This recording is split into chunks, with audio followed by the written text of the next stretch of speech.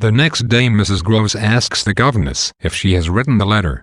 The governess affirms this, but does not mention that the letter has not yet been sent.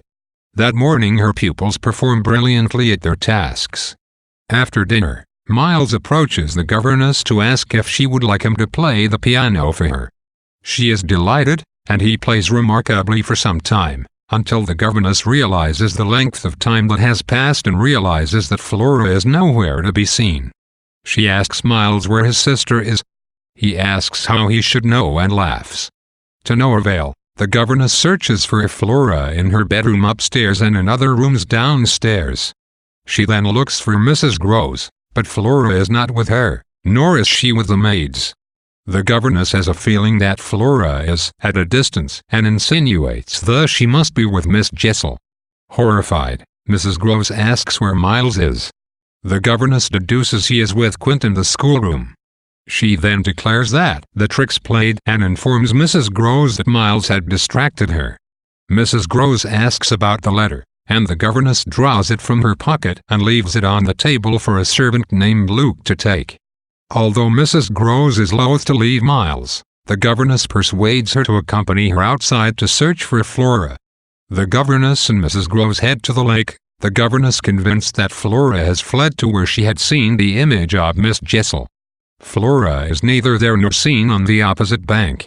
The governess determines that Flora must have taken the boat, which is missing from its usual resting place. She leads Mrs. Groves to the other side of the lake. Soon they find the boat and shortly thereafter come upon Flora, who is smiling. Flora plucks a spray of fern and waits for the governess and Mrs. Groves to approach. As Mrs. Groves embraces Flora passionately, Flora glances at the governess from over Mrs. Groves's shoulder with a grave expression. Mrs. Groves lets the child go. Flora speaks first, asking where their things are, as they are all without hats. She then asks where Miles is.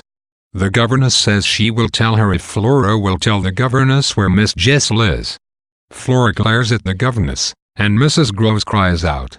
The governess grasps Mrs. Groves's arm and points out Miss Jessel on the opposite bank, delighted at having brought on a proof.